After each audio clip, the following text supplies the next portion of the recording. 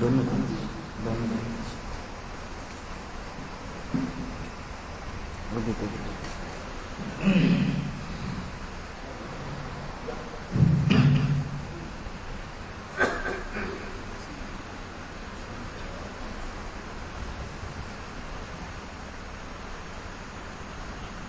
بسم اللہ الرحمن الرحیم الحمد للہ کفی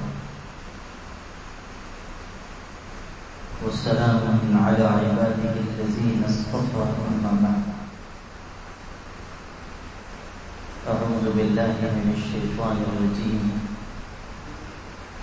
بسم اللہ الرحمن الرحیم تلك الدار الآخرة نجعلها للذين لا يريدون علوا في الأرض ولا فسادا والعاقبة للمتقين صدق الله مولانا العظيم.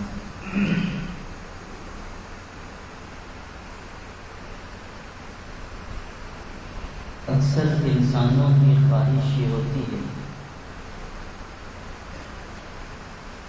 کہ انہیں خوب لمبی زندگی ملے.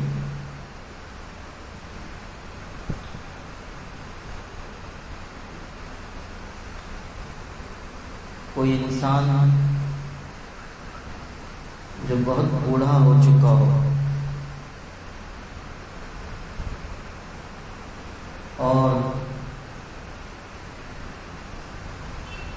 اس کے جسم کے اعضاء کمزور ہو گئے ہیں، دکھائی بھی کم دیتا ہو، سنائی بھی کم دیتا ہو، اور غصہ بھی زیادہ رہتا ہوگا، مختلف امراض اور عوارض جو بڑھاپے کا ایک تحفہ ہے وہ سب اس کو لگ چکے ہیں. اس کے بعد بھی اگر آپ اس سے یہ کہیں کہ اب تو آپ بہت جی چکے ہیں، مرنے کے بارے میں آپ کا کیا خیال ہے،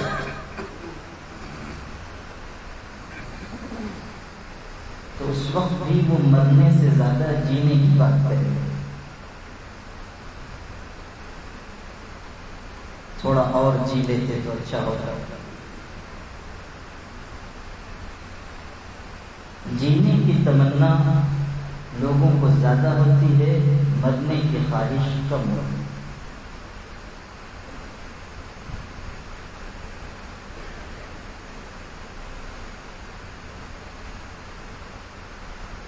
اور صرف زندگی کی تمنا نہیں. کتنے انسان ہیں جن کی یہ آرزو ہوتی ہے کہ وہ خوب مالدار ہو جائے. خاص طریقے پر مسلمانوں کا مزاج تو یہ ہے کہ وہ عادی اسباب سے ہٹ کر، محنت اور کوشش کے راستے سے ہٹ کر یہ چاہتے ہیں کہ کوئی کرشمہ ہو جائے اور راتوں رات وہ ارب پتی ہو جائے. دنیا کی اور قومیں بھی کماتی ہیں، وہ بھی دولت اور مال کو پسند کرتے ہیں، لیکن ان قوموں کا مزاج محنت کرے گا. ان قوموں کا مزاج وقت کو صحیح استعمال کرنے کا. ان قوموں کا مزاج جو مال کمانے کا ڈھنگ ہے اس طریقے سے مال کمانے کا.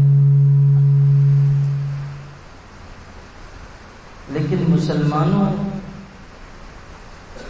کو آپ دیکھیں گے عام طریقے پر کہ ان کی چاہت یہ ہوتی ہے کہ وہ جلد از جلد امیر ہو جائے.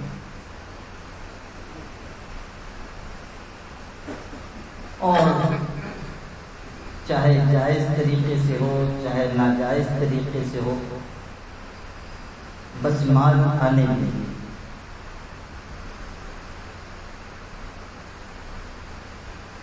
ہمارے ہندو بھائیوں کے ہاں ایک ہی بابا رام دیو ہے، مسلمانوں میں کتنے آپ کو مل جائیں گے جن کو بابا آن دیو کا نام دیا جا سکتا ہے؟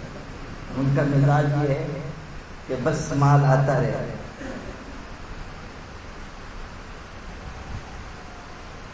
ہر شایت در کثیر عام باشد یا کبیر، جو ملے جو میسر آئے آنے لگے۔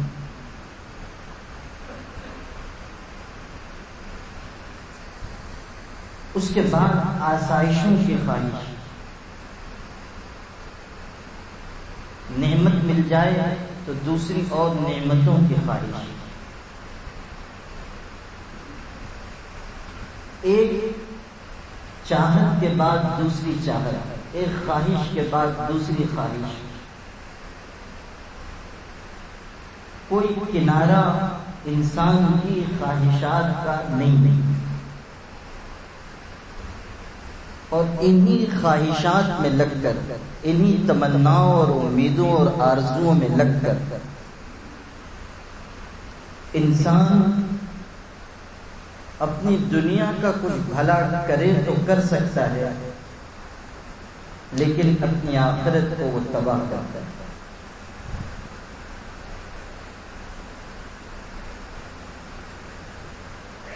زیادہ جینے کی خواہش، لمبی لمبی امیدیں،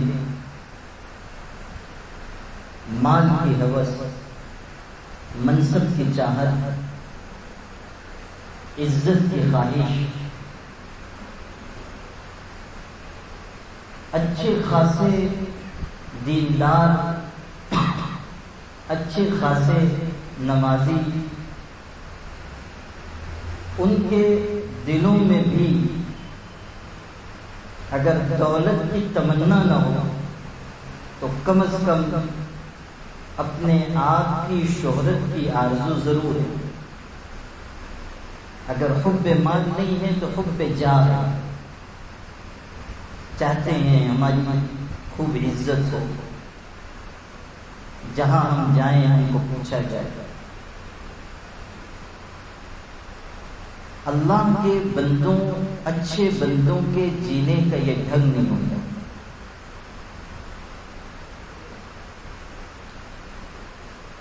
اللہ تعالیٰ نے دنیا بنائی ہے برتنے کے لیے، دنیا اس لیے نہیں ہے کہ اسے منزل بنایا جائے۔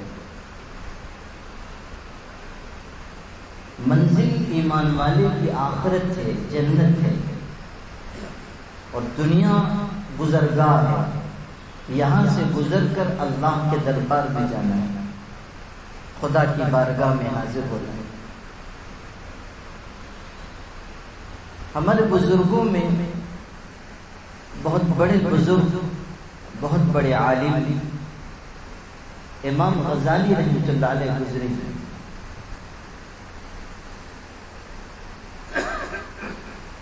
امام غزالی رحمۃ اللہ علیہ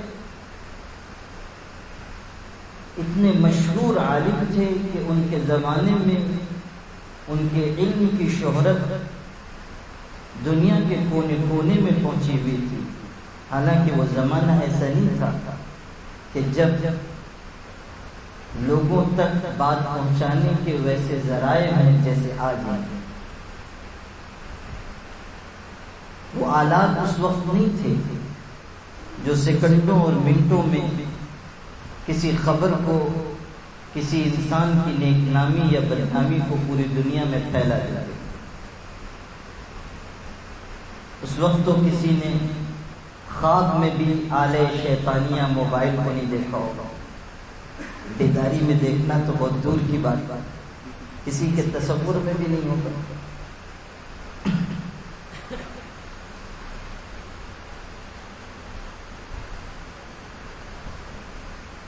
اللہ تعالیٰ نے انہیں علم کی بلندی سے نوازا تھا، لیکن جو روحانی روحانی مقام ہوتا ہے، جو تقویٰ اور ولایت کی اونچی شان ہوتی ہے، وہ ابھی انہیں حاصل نہیں تھی۔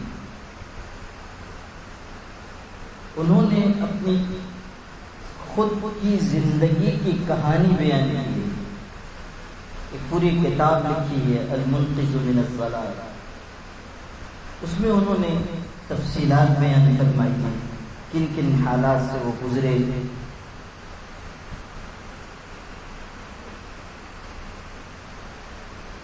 ایک وقت ایسا آیا کہ جب علم کی بلندی اور شہرت کے کمال اور عروج کے باوجود ان کو یہ احساس ہوا کہ میرا دل خالی ہے، ہزاروں لوگ مجھ سے سبق پڑھتے ہیں، دنیا سر آنکھوں پر بٹھاتی ہے، لیکن میرے دل کی وہ حالت نہیں ہے جو ہونی چاہیے۔ بہت غور و فکر انہوں نے کیا، اپنے آپ پر انہوں نے اپنے آپ کا جائزہ لیا، اپنی نیت کو ٹٹولا، پھر پڑھانا چھوڑ کر، درس و تدریس چھوڑ کر نکل گئے، ایک اللہ والے کی خدمت میں گئے، ان سے ذکر و فکر کی تعلیم لی، پھر بہت اونچے روحانی مقام تک پہنچے۔ علم کی جو شان تھی وہ اپنی جگہ، روحانی مقام کی بھی بلندیوں تک پہنچے،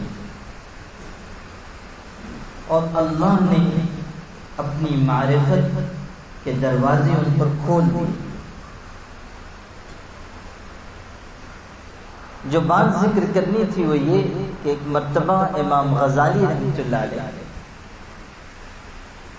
کسی امیر سے ملنے کے لیے گئے، بہت امیر کبیر شخص تھے، ملاقات کے لیے گئے، دیکھا تو وہاں عجیب تماشا ہے۔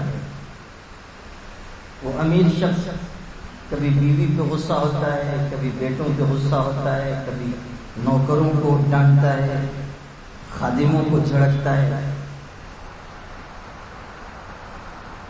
میرا فلاں کپڑا کہاں ہے، وہ نکال کر لاؤ، میری تلوار پہ زنگ کیوں لگا ہوا ہے، وہ خوشبو ہم لائے تھے وہ کہاں ہے، فلاں جوتے ہم لائے تھے وہ کہاں ہیں۔ بڑا اہتمام ہو رہا ہے اور ڈانٹ ڈپٹ بھی شروع ہے۔ تو امام غزالی رحمۃ اللہ علیہ کو بڑی حیرت ہوئی، انہوں نے پوچھا کہ کیا بات ہے، آج آپ کے مزاج اپنی جگہ نظر نہیں آ رہے، اور یہ جو بہترین لباس اور بہترین تلوار، بہترین خوشبو اور بہترین جوتوں کی تلاش ہے کس لیے؟ اس امیر شخص نے کہا کہ اصل بات یہ ہے کہ آج بادشاہ سلامت نے مجھے یاد کیا ہے، خلیفہ کے دربار میں جانا ہے، انہوں نے بلایا ہے، تو چونکہ بادشاہ کے دربار میں جانا ہے اس لیے میں چاہتا ہوں کہ بہترین لباس، بہترین تلوار اور بہترین خوشبو اور بہترین جوتے اور جتنے برتنے کی چیزیں ہو سکتی ہیں وہ سب اعلیٰ اور نفیس ہوں، اس لیے کہ بادشاہ کے دربار میں جانا ہے۔ امام غزالی رحمۃ اللہ علیہ نے جب یہ بات سنی تو بڑا خوبصورت جواب دیا، ارشاد فرمایا کہ شوق سے آپ بادشاہ سلامت کے دربار میں جائیں، خلیفہ کی بارگاہ میں جائیں، اور بہترین اور نفیس چیزیں پہن کر، اوڑھ کر اور جسم سے لگا کر جائیں، لیکن کیا کبھی آپ نے یہ سوچا ہے کہ ایک دن ایسا آئے گا جب آپ کو احکم الحاکمین کی بارگاہ میں حاضر ہونا ہوگا؟ آپ نے اللہ کے دربار میں جانے کے لیے بھی کچھ تیاری کی، وہاں کے لیے بھی آپ نے کچھ ساز و سامان اکٹھا کیا ہے۔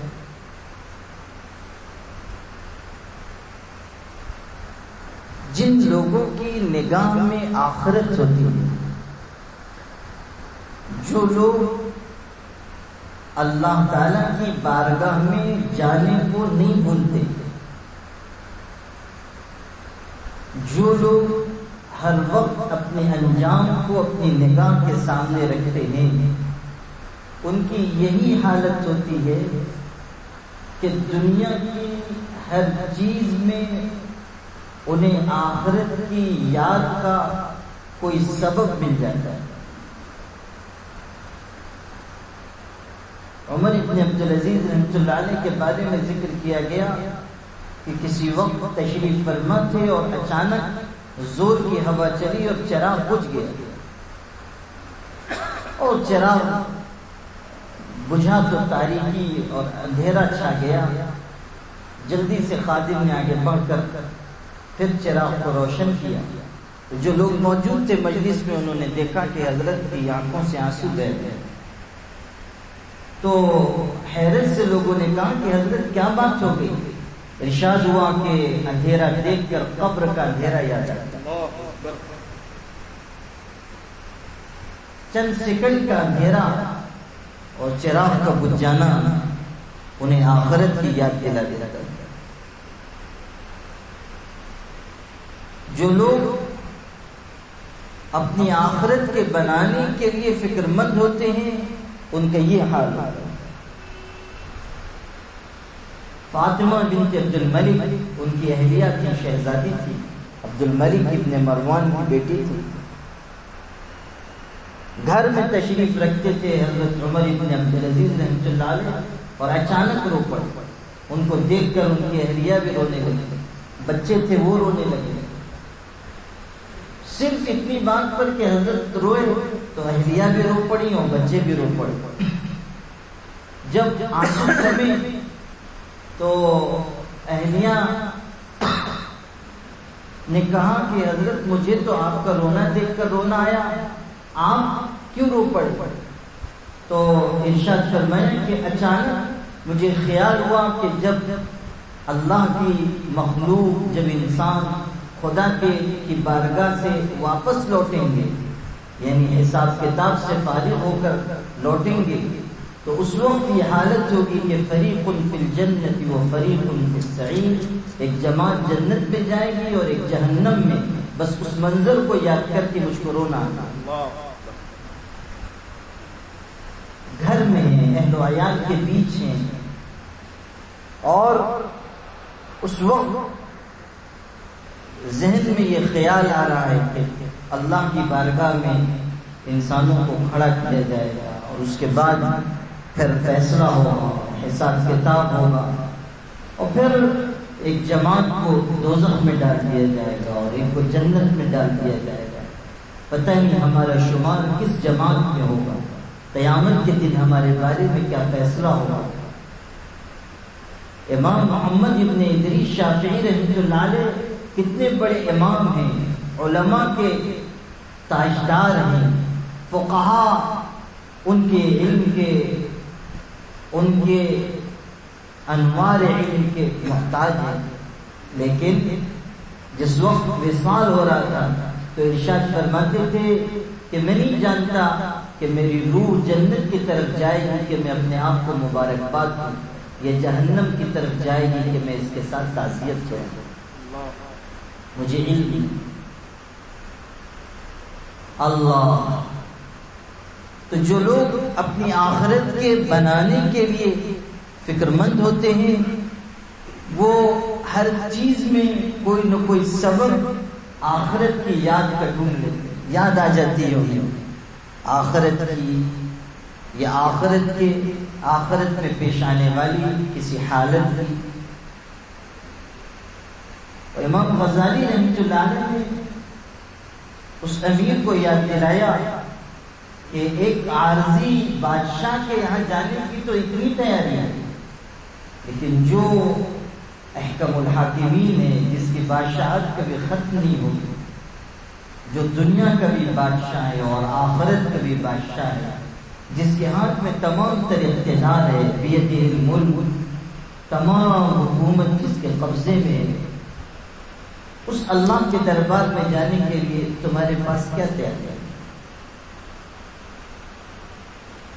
اللہ ابھی میں نے ذکر کیا حضرت عمر ابن عبدالعزیز رحمۃ اللہ علیہ کا، جب وہ خلیفہ نہیں ہوئے تھے تو جو اس زمانے میں بادشاہ تھے سلیمان ابن عبد الملک، ان کے ساتھ سفر میں گئے ہوئے تھے، اور بادشاہ کے ساتھ ساز و سامان، خیمے سب چلا کرتے تھے اس زمانے میں، سپاہی۔ ایک مقام پر پہنچے اور سب نے خیمے لگا لیے۔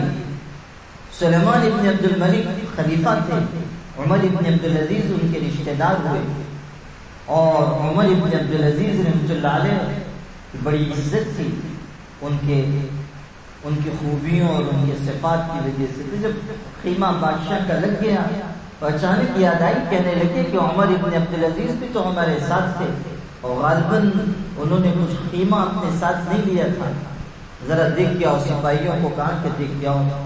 سپاہی گئے تو دیکھا کہ ایک درخت کے نیچے بیٹھ کر رو رہے ہیں۔ آ کر خبر دی گئی۔ جب عمر ابن عبدالعزیز رحمۃ اللہ علیہ آئے تو بادشاہ نے پوچھا کہ آپ درخت کے نیچے بیٹھ کر رو کیوں رہے تھے؟ تو حضرت عمر ابن عبدالعزیز نے کہا، میں نے دیکھا کہ جن کے ساتھ خیمے تھے اور ساز و سامان تھے انہوں نے اپنے خیمے لگا لیے اور اطمینان سے آرام کرنے لگے، میرے ساتھ کوئی خیمہ نہیں تھا، میں درخت کے نیچے بیٹھ گیا، مجھے یاد آ گیا قیامت کا، آخرت کا دن، کہ جو سامان ساتھ لے کر جائے گا راحت میں ہوگا، اور جو میری طرح خالی ہاتھ ہوگا اس کے حصے میں سوائے افسوس اور ندامت کے کچھ بھی نہیں آئے۔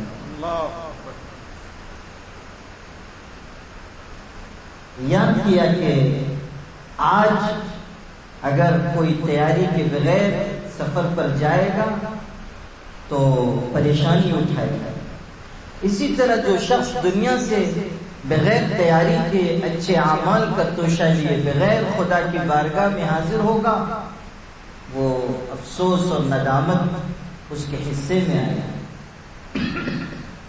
افسوس اور ندامت۔ اللہ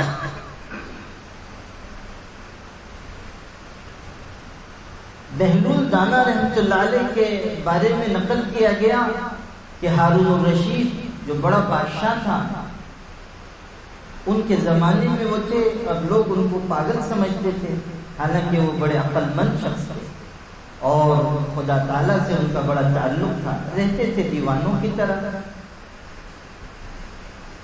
تو بادشاہ ان کو بیوقوف خیال کر کے مذاق بھی کیا کرتا تھا۔ ہارون الرشید ایک دن بیٹھا ہوا تھا، اچانک کہیں سے بہلول دانا نکل آئے، دربار لگا ہے، لوگ بھی بیٹھے ہیں، بادشاہ کے ہاتھ میں چھڑی تھی۔ بہلول آئے تو ہارون الرشید نے کہا کہ یہ چھڑی ہم لے کر بیٹھے ہیں کہ جو سب سے بڑا بیوقوف ہوگا اس کو دیں گے، اور یہ کہہ کر بہلول کو وہ چھڑی دے دی اور کہا کہ اگر تم سے بڑا کوئی بیوقوف مل جائے گا تو یہ چھڑی اس کو دے دے، تم سے بڑا بیوقوف اگر کوئی ملے گا۔ مذاق کر رہے تھے کہ سب سے بڑے بیوقوف تم ہی ہو۔ بہلول نے کچھ کہا نہیں، لے کر چھڑی رکھ لی۔ عرصہ گزر گیا، بادشاہ کے انتقال کا وقت تھا۔ اس آخری وقت کہیں سے بہلول آ گیا، آ کر پوچھا بادشاہ سلامت، یہ کیا حالت ہے؟ بادشاہ نے کہا اب چلاؤ کا وقت ہے، دنیا سے رخصت ہو رہے۔ اچھا سفر پر جا رہے ہیں؟ ہاں آخرت کے سفر پر۔ کب لوٹ کر آئیں گے؟ تو بادشاہ نے کہا آخرت کے سفر سے کوئی لوٹ کر نہیں آئے گا۔ اچھا آپ نے تو وہاں خوب سارا سامان، سپاہی، فوج، لشکر سب بھیج دیا ہوگا؟ بادشاہ نے کہا کہ بہلول کیسی بات کر رہے ہو، وہاں کون لشکر، سپاہی، خیمے، ساز و سامان بھیج سکتا ہے؟ تو ہارون الرشید سے بہلول دانا نے کہا کہ آپ دنیا میں چھوٹے سے چھوٹے سفر پر جاتے تھے تو سینکڑوں سپاہی آپ سے پہلے آگے بڑھ جاتے تھے، جہاں قیام کرنا ہوتا تھا وہاں صفائی کی جاتی تھی، عالی شان اہتمام ہوتا تھا، اور آپ کے لیے بہترین اور نفیس خیمہ لگایا جاتا تھا اور بڑے انتظامات ہوتے تھے. اتنے لمبے سفر پر جہاں سے کبھی واپس نہیں آنا ہے وہاں آپ جا رہے ہیں اور کوئی تیاری آپ کے پاس نہیں ہے. پھر یہ کہہ کر انہوں نے اپنے کپڑے میں سے وہ چھڑی نکالی اور کہا کہ آپ نے مجھ سے یہ فرمایا تھا کہ تم سے بڑا کوئی بیوقوف اگر تم کو ملے گا تو یہ چھڑی اس کو دے دینا. آپ سے بڑا بیوقوف مجھ کو دنیا میں کوئی ملا نہیں، اس لیے یہ تحفہ آپ ہی کی نظر ہے، یہ چھڑی آپ کے لیے. لا الہ الا اللہ. تو میرے بھائیوں، کامیاب انسان تو وہ ہے جو دنیا میں رہتے ہوئے اپنی آخرت کی فکر کرتا ہے، جو دنیا میں خواہشات میں لگا، مال کی تمنا میں لگا، زیادہ جینے میں، زیادہ آرزوؤں میں، زیادہ تمناؤں میں، اس کے لیے آخرت میں کوئی حصہ نہ.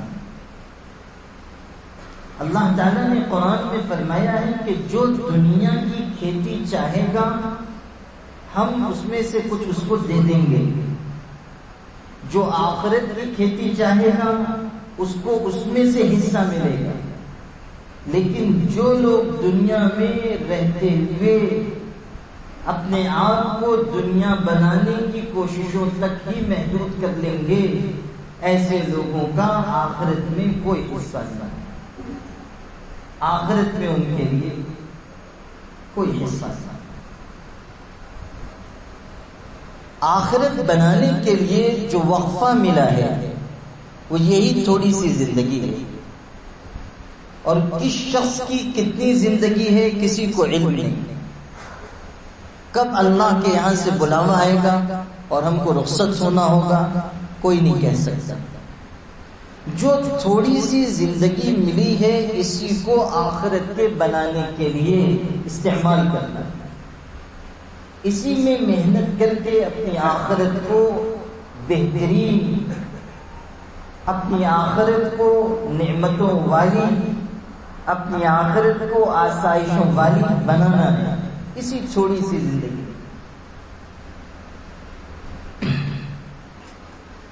موت کے بعد کوئی انسان عمل نہیں کر سکے. ایک بزرگ گزرے ہیں حضرت یزید رحمۃ اللہ علیہ، وہ اپنی مناجات میں اپنے آپ کو خطاب کر کے کہا کرتے تھے کہ من ذا الذی یصلی عنک بعد الموت، من ذا الذی یصوم عنک بعد الموت، من ذا الذی یذکر اللہ عنک بعد الموت. کہ ذرا سوچو کہ تمہارے مر جانے کے بعد کون ہے جو تمہاری طرف سے نماز پڑھے گا، کون ہے جو تمہاری طرف سے روزے رکھے گا، کون ہے جو اللہ کا ذکر کرے گا. یعنی جب انسان دنیا میں ہے اسی وقت تک اسے یہ مہلت ہے کہ وہ نماز پڑھے، روزے رکھے، ذکر کرے، اللہ تعالیٰ کو یاد کرے اور اپنی آخرت کا توشہ دنیا سے اکٹھا کرے. جب انتقال ہو جائے گا، دنیا سے انسان چلا جائے گا، قبر میں اس کو دفن کر دیا جائے گا، اب کون شخص ہے جو اس کی طرف سے نماز، روزہ، ذکر، تلاوت کا اہتمام کرے گا؟ انسان وہ لے کر جائے گا جو وہ کمائے گا. جب انسان دنیا سے رخصت ہو گیا تو اس کا نام اعمال بند کر دیا، اس کا نام اعمال سمیٹ دیا گیا. ہمیں اپنی آخرت کے بنانے کے لیے اس دنیا میں رہتے ہوئے آخرت کے حالات پر غور کرنا چاہیے، سوچنا چاہیے کہ کل قیامت کے دن جب اللہ کے حضور میں میری پیشی ہوگی، پوچھا جائے گا دنیا سے کیا لے کر آئے ہو، تو میں کیا جواب دوں گا؟ پل صراط پر سے گزارا جائے گا، کیسے گزروں گا؟ جب اللہ کی بارگاہ میں میرا حساب ہوگا، میں اپنی زندگی کے اعمال کے بارے میں کیا جواب دوں گا؟ جہنم کے عذاب کا فیصلہ خدا نخواستہ اگر میری بدعملی کی وجہ سے سنا دیا گیا تو میں دوزخ کی آگ پر کیسے صبر کر سکوں گا؟ ساری دنیا کے لوگ حضرت آدم سے لے کر کائنات کے آخری فرد تک سارے لوگ اولین و آخرین جمع ہوں گے خدا کی بارگاہ میں. اس وقت جب میرے اعمال کا دفتر کھلے گا اور گناہ ظاہر کیے جائیں گے، اس وقت میں اپنی ذلت اور رسوائی کو کیسے برداشت کر پاؤں گا؟ ایک ایک چیز پر انسان کو غور کرنا چاہیے. آج دنیا میں رہتے ہوئے جب انسان آخرت کے حالات پر غور کرے گا تو خود بخود اس کے دل میں یہ چاہت ہوگی کہ میں اپنی آخرت کے بنانے کے لیے اور اپنی آخرت کے لیے توشہ اکٹھا کرنے کے لیے کچھ فکر مند ہو جاؤں. ایک ایک چیز پر انسان غور کرے. ابھی میں نے نام لیا تھا حضرت عمر ابن عبدالعزیز رحمۃ اللہ علیہ. ایک مرتبہ تشریف فرما تھے، اتنے میں ایک باندی آئی خاتون غلام عورت آ کر کہنے لگی کہ حضرت میں نے رات بڑا عجیب خواب دیکھا. میں نے دیکھا کہ عبد الملک ابن مروان بادشاہ تھے، یہی بنو امیہ جو ان کا خاندان ہے، اس خاندان سے ان کو پورے سران پر لایا گیا اور وہ گزر رہے ہیں، اتنے میں کٹ کر دوزخ میں گر گئے. پھر فلاں بادشاہ کو لایا گیا، انہی کے خاندان کے بنو امیہ گزر رہے ہیں اور کٹ کر گر گئے. پھر تیسرے بادشاہ کو پھر کہنے لگی کہ میں نے دیکھا کہ آپ کو لایا گیا. بس ابھی اس نے اتنا ہی جملہ کہا تھا کہ حضرت عمر ابن عبدالعزیز نے ایک زور کی چیخ ماری اور بے ہوش ہو کر گر گئے. دیر کے بعد ہوش میں آئے تو باندی نے کہا کہ حضرت آپ نے پوری بات نہیں سنی، میں نے خواب میں یہ دیکھا کہ آپ اطمینان اور راحت کے ساتھ پورے صراط سے گزر گئے. ابھی بات مکمل بھی اس باندی نے نہیں کی ہے، صرف اتنا جملہ کہا کہ میں نے دیکھا کہ آپ کو پورے صراط پر لایا گیا. بس اتنا سن کر ایک زور کی چیخ مار کر بے ہوش ہو گئے. شاہ محمد مکران کا بادشاہ تھا، عدل پسند انسان تھا، نیکی اور دینداری اس میں تھی. ایک مرتبہ کسی علاقے میں اس کا سفر ہو رہا تھا، لشکر ساتھ میں تھا، پڑاؤ ڈالا گیا، سپاہی آبادی میں چلے گئے. لشکر میں ہر طرح کے لوگ ہوتے ہیں، کچھ شریر سپاہی تھے. انہوں نے ایک بوڑھی عورت کی گائے تھی، اس کو پکڑا اور اس کو ذبح کر کے اس کو پکا کر کھا گیا. بوڑھی عورت بے سہارا تھی اور اس کی کمائی کا ذریعہ صرف وہی گائے تھی. اس نے کہا کہ تم نے میری گائے ذبح کر دی اور اس کو کھا لیا، کم سے کم مجھ کو پیسہ دے دو تاکہ میں دوسری گائے خرید لوں. لیکن ان سپاہیوں نے کوئی بات سنی نہیں اور اٹھ کر چل دی. اور ظاہر ہے کہ وہ طاقتور تھے اور بڑھیا کمزور تھی، وہ کچھ کر نہیں سکتی. بیچاری بیٹھ کر رو رہی تھی. لوگوں کو معلوم ہوا تو لوگ آئے، انہوں نے کہا کیا ہوا؟ اس نے پورا واقعہ بیان کیا. تو لوگوں نے مشورہ دیا کہ بادشاہ سے جا کر شکایت کرو، بادشاہ عدل پسند ہے، وہ انصاف کرے گا. بڑھیا نے کوشش کی کہ بادشاہ سے ملاقات کرے اور یہ پورا واقعہ بیان کرے، لیکن سپاہیوں نے بادشاہ تک پہنچنے نہیں دیا. پریشان ہو گئی، پھر واپس آ گئی. گاؤں والوں نے کہا کہ بادشاہ 2 دن کے بعد آگے بڑھیں گے اور فلاں پل پر سے گزریں گے، وہی ایک راستہ ہے، تم اسی پل پر کھڑی ہو جانا، تمہاری ملاقات ہو جائے گی. چنانچہ وہ بڑھیا پل پر جا کر وقت سے پہلے کھڑی ہو گئی. بادشاہ کی سواری آئی تو بڑی بھی آگے بڑھی اور اس نے بادشاہ کو مخاطب کر کے کہا کہ او محمد شاہ، کیا تیرا میرا حساب اس پل پر ہوگا یا پل صراط پر ہوگا؟ بس اتنا سننا تھا کہ بادشاہ سواری سے اتر گیا اور آنکھوں میں اس کے آنسو آ گئے اور اس نے کہا کہ او اللہ کی بندی، میں نے تجھ پر کیا ظلم کیا؟ میں تو تجھے جانتا بھی نہیں، میرا تیرا تو کوئی معاملہ بھی نہیں۔ تو اس بوڑھی عورت نے کہا کہ تیرے ظالم سپاہیوں نے میری گائے کو ذبح کر دیا اور اس کی رقم بھی ادا نہیں کی، اور وہی میری کمائی کا واحد ذریعہ تھی، اور ایسا میرے ساتھ ایسا زیادتی کا سلوک ہوا ہے۔ بادشاہ نے اسی وقت 70 گائے کی قیمت اپنے پاس سے اس بوڑھی عورت کو ادا کی اور کہا اگر تم چاہو تو میں اپنا عمامہ تمہارے قدموں میں رکھ دیتا ہوں، لیکن میری غلطی کو معاف کر دو۔ اللہ کے ہاں باس پرس نہ ہو، پولیس سرات پر اس کا مطالبہ تم نہ کرو، اگر تم چاہو تو میں اپنا عمامہ تمہارے قدموں پہ رکھ دیتا ہوں۔ جو آخرت کے سلسلے میں حساس ہوگا اور فکر مند ہوگا اس کی یہ حالت ہوگی۔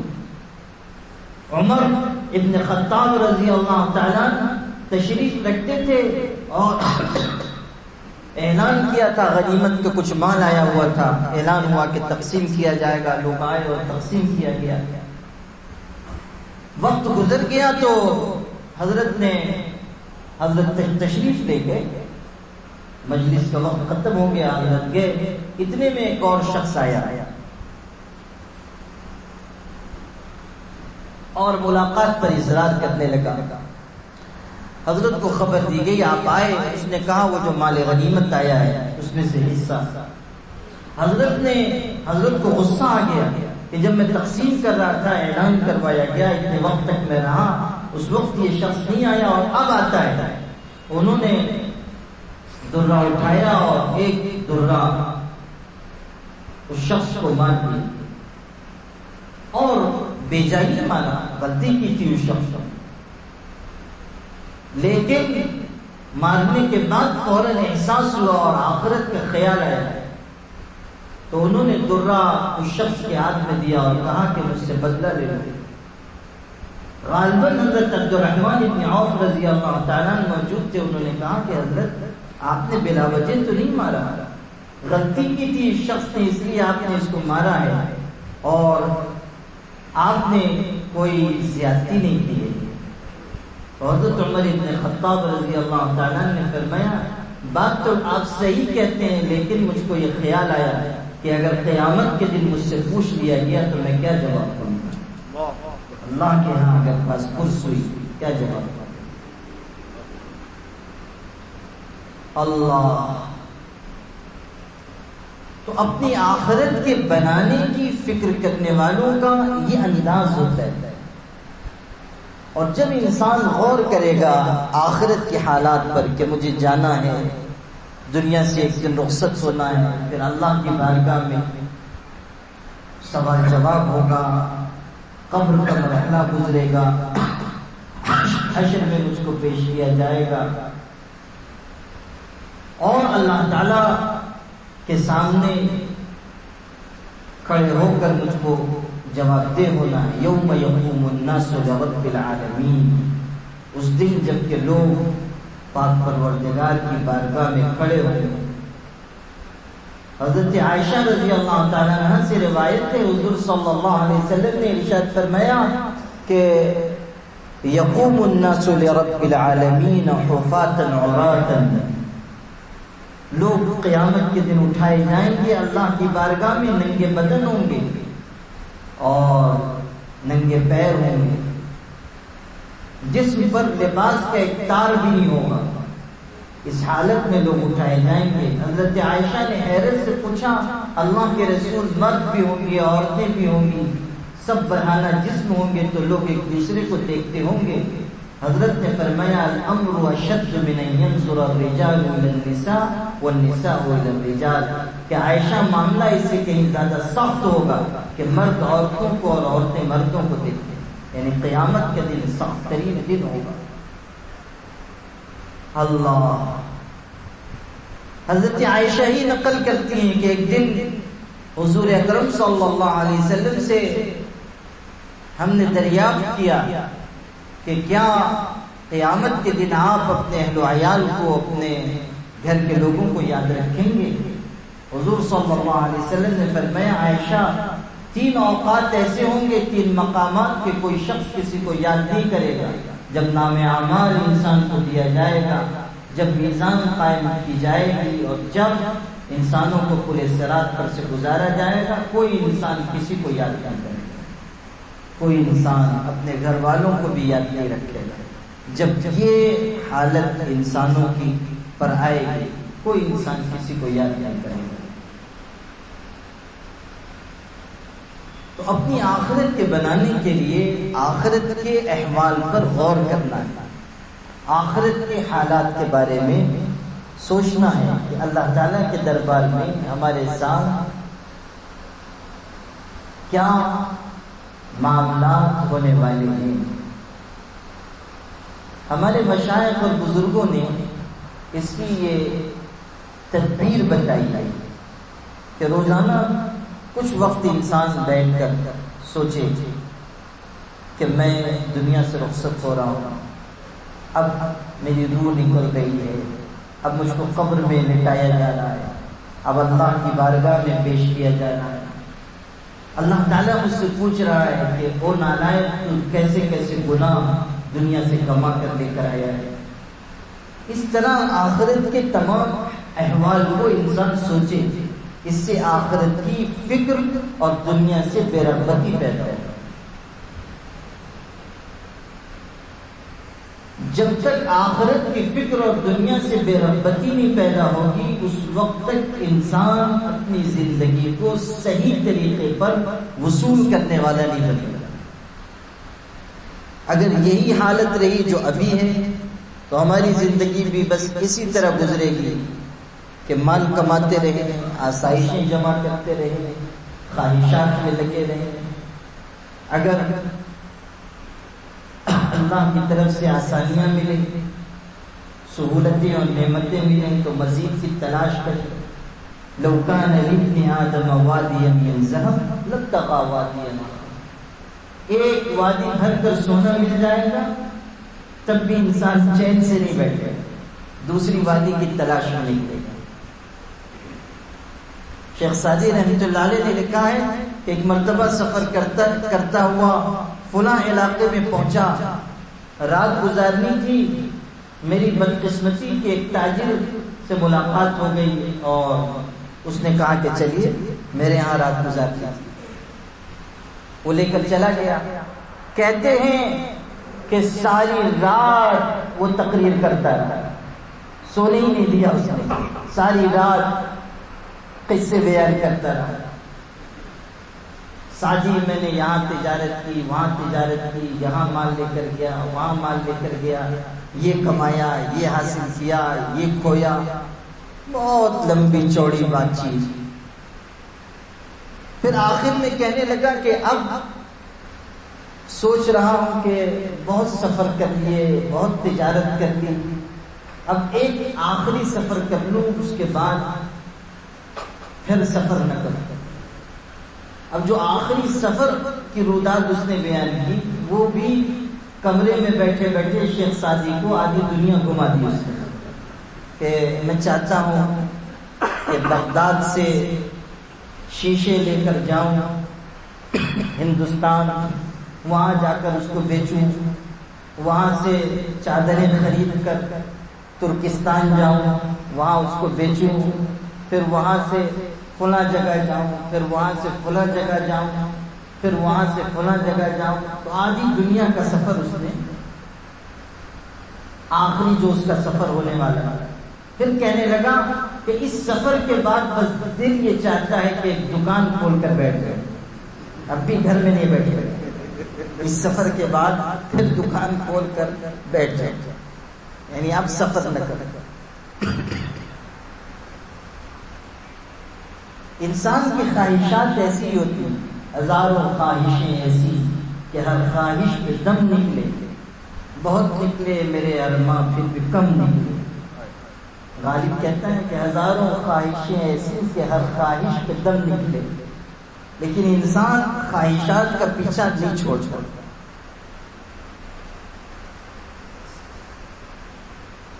تو جب اس نے یہ کہا کہ یہ سفر کر کے میں پھر دکان پر بیٹھ جاؤں، تو اب آدھی دنیا تو اس نے گھما دی ہی تھی، اب کہنے لگا کہ ساتھی آپ بھی بہت جہادیدہ ہیں، بہت علم آپ کے پاس ہے، بہت تجربہ کار ہیں، کوئی آپ مجھ کو نصیحت کر دیا تو شیخ سعدی رحمۃ اللہ علیہ نے 2 شعر اس کو سنایا، بڑی خوبصورت نصیحت کی. فرمایا کہ آشوری دستی کے در صحرائے غور، بار سالارے بے افتاد ستور، چشم گفت چشم تنگ دنیا دار را، یا قناعت پر کنت یا خاک گور. کہ کیا تم نے نہیں سنا کہ غور کے صحرا میں بیابان میں کسی تاجر کا سامان سواری پر سے نیچے گر گیا، یعنی تجارت کا سامان لے کر جا رہا تھا، وہ تجارت کا سامان اونٹ پر سے، گھوڑے پر سے زمین پر گر گیا. تو اس تاجر نے یہ حکمت کی بات کہی ہے، چشم تنگ دنیا دار، گفت چشم تنگ دنیا دار، کہ دنیا دار کی یہ جو چھوٹی چھوٹی آنکھیں ہیں، ان کو یا تو قناعت بھر سکتی ہے یا قبر کی مٹی بھر سکتی ہے، یا قناعت انسان کا پیٹ بھر سکتی ہے یا پھر قبر کی مٹی. ہمارے آقا صلی اللہ علیہ وسلم نے یہ بات ارشاد فرمائی تھی کہ لا يملأ جوف ابن آدم إلا التراب ويتوب الله على من تاب، کہ ابن آدم کا پیٹ یا تو قبر کی مٹی بھرتی ہے، قبر کی مٹی ہی بھر سکتی ہے، اور اللہ اس شخص کے اوپر متوجہ ہوتا ہے تو خدا کی طرف رجوع کرتا ہے. جو اللہ کے راستے پر چلنا چاہے گا اللہ تعالیٰ اس پر اپنی رحمت اتارے گا، اور جو دنیا اور دنیا کی رونق و زینت میں لگ جائے گا تو پھر وہ خواہشات میں آخری دم تک لگا رہے گا. مرتے دم بھی اس کی یہ خواہش ہوگی کہ میں اور جی جاتا، اور سامان جمع کر لیتا، اور آسائشیں اکٹھا کر لیتا. کتنے دنیا سے رخصت ہونے والے ایسی حالت میں رخصت ہوئے کہ ان کی زبان پر اللہ کا نام نہیں تھا بلکہ ساز و سامان کی طرف تھی. جس مشغلے میں زندگی گزری تھی وہ اس مشغلے کا اثر مرتے دم ان پر ظاہر ہوا. تو میرے بھائیوں، اصل بات جو آپ سے کہنے کی ہے وہ یہ کہ انسان دنیا میں آخرت کا مسافر ہے، تھوڑے دن کے لیے آیا ہے اور پھر اس دنیا سے رخصت ہو کر اسے اللہ کی بارگاہ میں جانا ہے. ہر شخص کے ساتھ اللہ تعالیٰ کے دربار میں وہی سلوک ہوگا جس کی تیاری وہ دنیا میں کر رہا ہے. اگر آخرت کے لیے تیاری کر کے گیا ہے تو اللہ تعالیٰ آخرت میں انعام و اکرام سے نوازے گا، اور اگر دنیا میں نافرمانی، سرکشی، گناہ اور غلط حرکتوں میں اس نے وقت گزارا ہے تو پھر اللہ تعالیٰ کے دربار میں اس کے لیے، اللہ کے ہاں اس کے لیے کوئی حصہ نہیں. اس لیے ہم سب اپنی اپنی حالت پر غور کریں، تھوڑا سا ذکر کر لینا، نماز پڑھ لینا اور تھوڑی سی تلاوت کر لینا، اسی پر قناعت کر لینا، یہ اچھا مزاج نہیں. دنیا کے بارے میں تو ہمارا مزاج کبھی قناعت کرنے کا نہیں بنتا، اور دین جس کے بارے میں سبقت کا حکم دیا گیا، مسارعت کا حکم دیا گیا کہ لپک کر آؤ، دوڑ کر آؤ، تیزی کے ساتھ آؤ. سابقوا الى مغفرۃ من ربکم یسارعوا الى مغفرۃ من ربکم وجنۃ عرضها السماوات والارض، دونوں الفاظ استعمال کیے گئے. سبقت کرو، جلدی جلدی آؤ، لپک کر دوڑ کر آؤ خدا کی مغفرت کی طرف، جنت کی طرف. دعوت دی جا رہی ہے اور دعوت دینے والا اللہ ہے. واللہ یدعو الی دار السلام، سلامتی کے گھر کی طرف خدا تم کو بلا رہا ہے. اللہ تم کو دعوت دے رہا ہے جنت کی طرف، اللہ بلا رہا ہے مغفرت کی طرف، اللہ تعالیٰ تمہیں بلا رہا ہے توبہ کی طرف، اللہ تمہیں بلا رہا ہے اپنی نوازش کی طرف. آؤ، اللہ تعالیٰ تم سے وعدہ کر رہا ہے جنت کا اگر تم جنت کی قیمت ادا کرو. یہ سب باتیں قرآن مجید میں بالکل واضح کر کے بیان کر دی گئی، لیکن افسوس کہ ہمارا مزاج آخرت اور مغفرت کی طرف لپک کر جانے کا نہیں ہے. آخرت کے بنانے کے سلسلے میں قناعت کا مزاج، تھوڑی سی نماز پڑھ لیں، روزہ رمضان آئے تو روزہ رکھ لیں، تھوڑی سی تلاوت کر لیں، تھوڑا سا ذکر کر لیں، اس کے بعد سمجھیں کہ ہم تو ماشاءاللہ بالکل جنتی ہیں۔ اب ہمارے لیے آخرت میں جنت کے 8 دروازے کھلے ہوئے ہوں گے، اور مرنے سے پہلے ہی فرشتے آ جائیں گے اور ہم کو جنت کا ٹکٹ بہت ذوق و شوق سے، بڑی خوشی سے ہماری خدمت میں پیش کریں گے۔ کیا مزاج ہے ہمارا!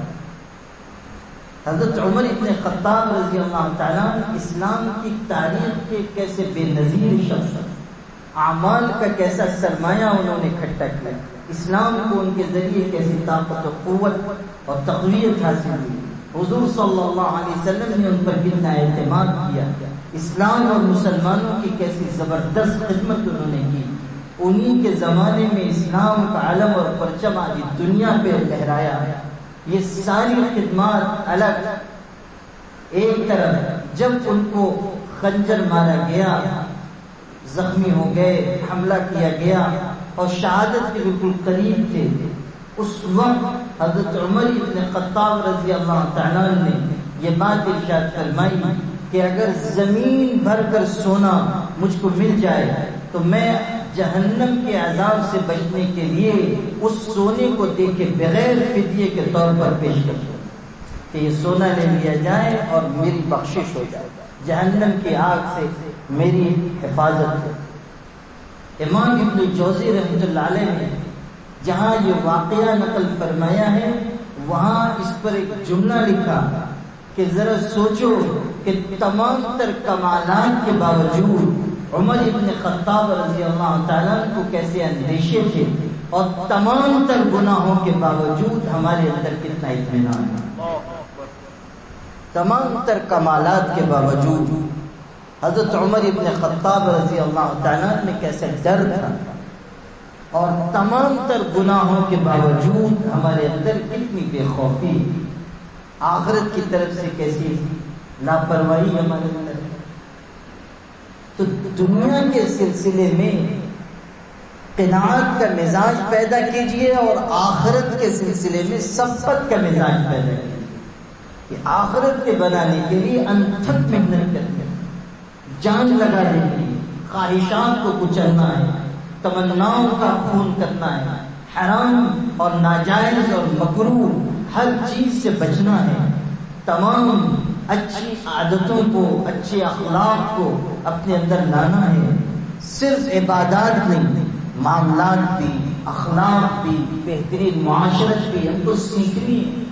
کتنے لوگ ہیں عبادات کے سلسلے میں ان کی زندگی بہت اچھی ہے، معاملات ان کے اچھے نہیں ہیں، معاملات اچھے ہیں، اخلاق اچھے نہیں ہیں، بیویاں ان سے پریشان، بچے ان سے پریشان، گھر کے لوگ ان سے عاجز، پڑوسی ان سے پریشان، مسجد میں ہیں تو بڑے نمازی ہیں، پڑوسی سے پوچھئے تو کہے گا کہ اس سے زیادہ زیادتی کرنے والا شخص اور کوئی مجھ کو دوسرا نہیں ہے، باہر دوستوں کی مجلس میں بڑے خوش مزاج ہیں، بیوی سے ان کا کوئی دوست پوچھ لے کہ آپ کے شوہر تو بڑے خوش مزاج ہیں، تو بیوی کہے گی کہ گھر جا کر 2 رکعت نماز صلاۃ التوبہ پڑھی کہ آپ نے کس شخص کو خوش مزاج کہا، آپ نے کس کو خوش اخلاق کہا۔ یہ جو ہماری عادتیں ہیں، ہماری خصلتیں ہیں، زندگی میں جو دو رخا پن ہے، جو دوہرا پیمانہ ہے، مسجد میں دیندار ہو جانا، بازار میں دنیا دار ہو جانا، گھر میں دنیا دار ہو جانا، اپنے بچوں، اپنی اولاد، اپنی بیوی، اپنے ماں باپ، اپنے بھائیوں بہنوں کے ساتھ اچھا سلوک نہ برتنا، اپنے دل کو اللہ تعالیٰ کے بندوں کی محبت سے خالی کر لینا، مال کی ایسی محبت کا آ جانا کہ کسی پر مال خرچ کرنے کے لیے تیاری نہیں ہے، ایسا خون پیدا ہو جانا کہ جان چلی جائے مگر مال نہ جائے، یہ سب ایسی عادتیں ہیں جو ایک مومن کے لیے کسی بھی طرح مناسب نہیں۔ تصوف کا مطلب، سلوک کا مطلب یہ نہیں ہے کہ آپ خوب مراقبہ کرنے والے ہوں. تصوف و سلوک کا مطلب یہ نہیں ہے کہ آپ خوب تہجد پڑھنے والے ہوں. تصوف و سلوک کی منزل یہ نہیں ہے کہ آپ 2 گھنٹے ضربیں لگانے والے ہوں اور آپ کے اخلاق اتنے برے ہوں کہ آپ کسی سے اچھے انداز میں بات نہیں کرتے. آپ 2 گھنٹے اللہ تعالیٰ کا ذکر کر رہے ہیں لیکن مسجد کی بہتری سے بھی آپ اترے نہیں کہ آپ کی زبان پر بھدے الفاظ ہیں, غیر مہذب جملے ہیں, لوگوں کو تکلیف پہنچانے والی باتیں آپ کی زبان سے نکلتی ہیں. بات بات پہ آپ غصے میں آپ بگولا ہو جاتے ہیں. حضرت ابو بکر صدیق رضی اللہ تعالیٰ کی نرمی آپ کو چھو کر نہیں گزری اور حضرت عمر کا سارا جلال دنیا میں تنہا آپ ہی کو دے دیا گیا. اور آپ یہ سمجھتے ہیں کہ بس اب ساری دنیا کی اصلاح مجھ پر فرض ہے چونکہ میں خود بڑا دیندار, پرہیزگار, نمازی, حاجی اور پتہ نہیں کیا کیا ماشاءاللہ. آج کل تو یہ بھی سب جا رہے ہیں نا حج کرنے کے لیے ماشاءاللہ, تو یہ بھی بڑا ٹرینڈ چل پڑا ہے آج کل, فیشن ہے آج کل کہ ہم آگے حج کر کے تو اب ہم حاجی بھی ہیں ماشاءاللہ. اور حاجی کے بغیر اگر دعوت نامے پہ نام لکھا ہوا آ گیا تو وہ دعوت نامے ہی پھاڑ دیں گے, اس لیے کہ ہم کو حاجی نہیں لکھا گیا. اور وہ تو بس نہیں چلتا کہ اگر 2 حج کر کے آئے تو یہ اعلان کرتے ہیں کہ پہلے آپ ہم کو حاجی کہتے تھے, اب چونکہ ہم 2 مرتبہ حج کر چکے ہیں اس لیے ہم کو ڈبل حاجی لکھا جائے. اور جب تیسرا حج کر کے آئے تو اس پر تیسرا صفر بھی بڑھا دیا جائے, اور چوتھا حج کرنے ہیں تو پھر چوتھا صفر بھی بڑھا. جنید بغدادی رحمۃ اللہ علیہ کو معلوم ہوا کہ ایک شخص ان کی بستی میں ایسے ہیں جنہوں نے 6 مرتبہ حج کیا ہے. اس زمانے میں 6 مرتبہ حج کرنا بہت بڑی بات تھی. لوگ تو پہلی مرتبہ جاتے تھے تو آخری سمجھ کے جاتے, گھر والوں سے بستی والوں سے مل کے جاتے تھے کہ زندہ آ گئے تو ملاقات ہوگی ورنہ بس آخری ملاقات کر لی.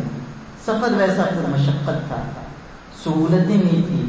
آخر عمر میں لوگ جاتے تھے, اکثر واپس نہیں آتے. وہ 6 حج اس زمانے میں اس شخص نے کیے تھے. حضرت نے سنا تو ملاقات کے لیے تشریف لے گئے. ملاقات ہوئی, بہت خوش ہوا. حضرت جنید بغدادی کا آنا معمولی بات نہیں تھی, بڑا اعزاز اکرام کیا. کہنے لگا حضرت آپ نے کہاں زحمت کی, مجھے بلا لیا ہوگا. پھر اپنے خادم کو بلا کر کہنے لگا حضرت تشریف لائے ہیں, اچھی ضیافت کرنی ہے. دیکھو وہ جو پہلے حج میں ہم کھجور لے کے آئے تھے وہ فلاں الماری میں رکھی ہوئی ہے, اور دوسرے حج میں جو ہم زمزم لائے تھے وہ فلاں صندوق میں ہے, اور تیسرے حج میں جو ہم تسبیح لائے تھے وہ فلاں جگہ رکھی ہے, حضرت کو تحفے میں پیش کرو. اور چوتھے حج میں جو مصلی لائے تھے. اور ابھی آگے بڑھتا کہ حضرت اٹھے اور چل دیے. اس نے کہا حضرت آپ کہاں چلے؟ حضرت نے فرمایا مجھ جیسے غریب کے ہاتھ تو نے 3 حج تو بیچ ہی دیے ہیں, کوئی امیر آ جائے گا تو 6 کے 6 حج بیچ دے گا, 3 حج تو نے فروخت کر ہی دی. یہ اظہار کرنا کہ ہم نے 1 حج کیا, پھر 2 حج کیا, پھر 3 حج کیا. عجیب مسلمانوں کی بیماری ہے, عجیب بیماری. بڑے خوبصورت انداز میں ہم کہتے ہیں. وہ رات کو جو میں تہجد کے وقت اٹھا تھا تو آسمان پہ ایک دمدار ستارہ نظر آ رہا تھا. اب یہ دمدار ستارہ دکھانا مقصد نہیں ہے, تہجد میں اٹھنے کا اعلان ہے.